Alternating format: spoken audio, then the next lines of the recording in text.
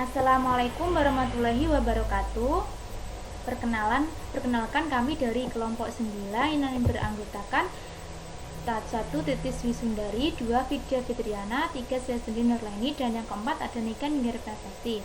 Pada kesempatan video ini kita akan belajar tentang pengujian hipotesis koefisien regresi. Langsung saja ke materi yang pertama. Dalam teori pengujian hipotesis itu kita akan memutuskan apakah kita harus menerima atau menolak sebuah hipotesis nol. Terdapat dua pendekatan untuk menentukannya. Yang pertama ada interval keyakinan dan yang kedua ada uji signifikansi. Yang pertama ada pendekatan interval. Untuk membahas ide dasar dari perkiraan interval, perkiraan koefisien regresi ini artinya kalau upah karyawan naik 1 unit, maka konsumsi karyawan akan naik sebesar 0,8556 kali. Jadi seandainya upah karyawan naik sebesar Rp1.000, maka diperkirakan konsumsi karyawan akan naik sebesar 855,60. Nah, nilai 0,8556 tadi disebut juga dengan nilai B kecil yang merupakan perkiraan tunggal parameter B besar, yaitu dari persamaan koefisien regresi sebenarnya yang sudah dibahas pada bab sebelumnya. Nah, karena dalam sebuah penelitian itu terdapat fluktuasi sampling. Nah, fluktuasi sampling itu apa? Apabila kita melakukan suatu sampling sebanyak 5 orang lainnya dari 1000 orang, maka kita akan memperoleh nilai rata-rata yang berbeda. Nah, maka perkiraan titik B besar akan berbeda dengan nilai sebenarnya. Nah, walaupun dalam sampling yang diulang nilai tetapi akan sama dengan nilai B besarnya. Lalu bagaimana caranya agar terdapat sebuah peluang salahnya sedikit? Nah, maka daripada kita percaya pada perkiraan tunggal saja, lebih baik kita akan memberikan sebuah pernyataan probabilitas bahwa pemerkiraan tunggal tersebut terletak dalam suatu interval di sekitar nilai parameternya, yaitu nilai B kecil akan terletak di sekitar nilai B besar sejauh 1, 2, atau 3 dari standar errornya. Jadi perkiraan interval berarti kita mengharapkan bahwa nilai B besar yang sebenarnya itu akan terletak dalam suatu interval dengan nilai batas bawah dan batas atas dengan tingkat keyakinan tertentu, katakanlah 95%. Nah, dalam pendekatan interval itu dituliskan simbol sebagai berikut. Nah, untuk lebih jelasnya, anggap bahwa kita akan mencari kenyataan berapa dekatnya nilai B kecil dengan B besar. Untuk maksud ini kita mencoba mencari dua nilai positif, katakan D dan alfa, di mana nilai alfa terletak di antara 0 dan 1 sedemikian rupa sehingga probabilitas bahwa interval B min D dan B plus D mencakup nilai sebenarnya B besar atau sebesar 1 min 1 dikurangi alfa. Dari persamaan di atas, jika nilai alfa sebesar 0,05, maka dapat dibaca probabilitas bahwa interval antara B dikurangi D dan B ditambah D akan memuat sebesar 95%. Berarti pula kemungkinan tidak memuat B besar terletak di luarnya atau sebesar 5%.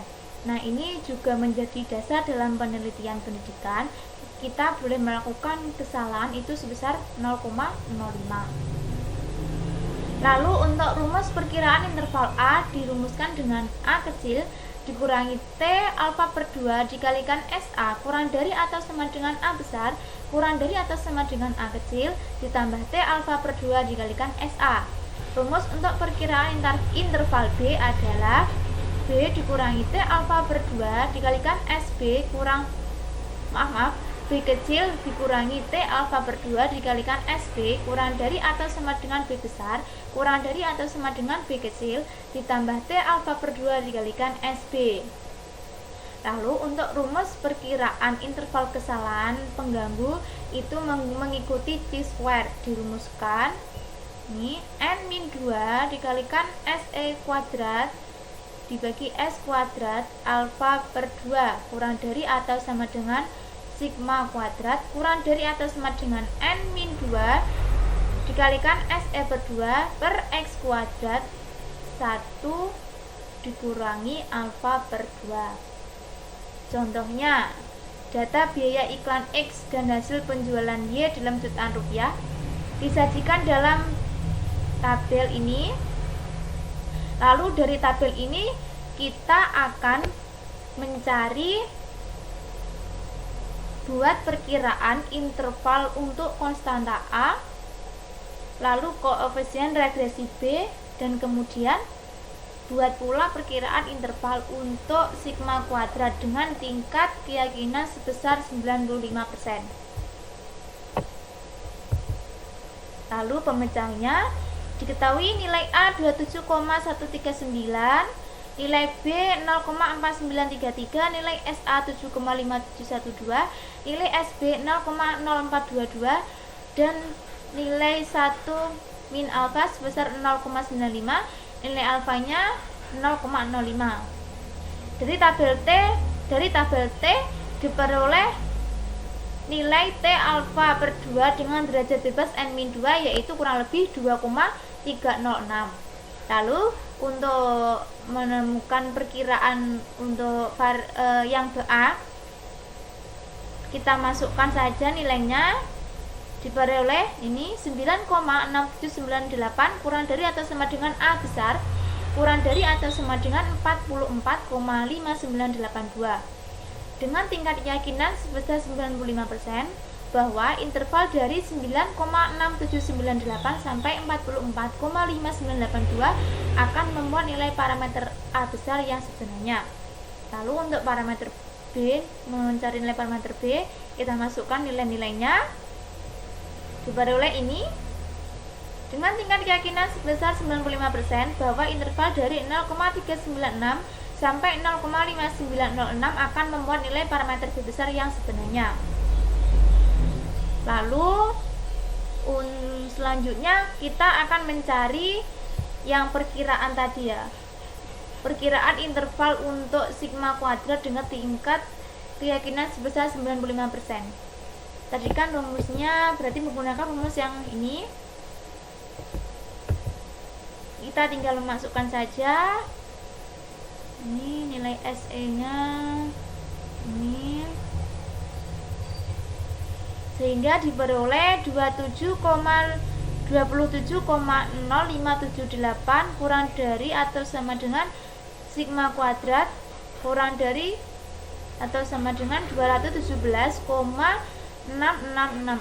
Artinya dengan tingkat keyakinan sebesar 95% bahwa interval dari 27,05 sampai 217,66 akan memuat nilai sigma kuadrat.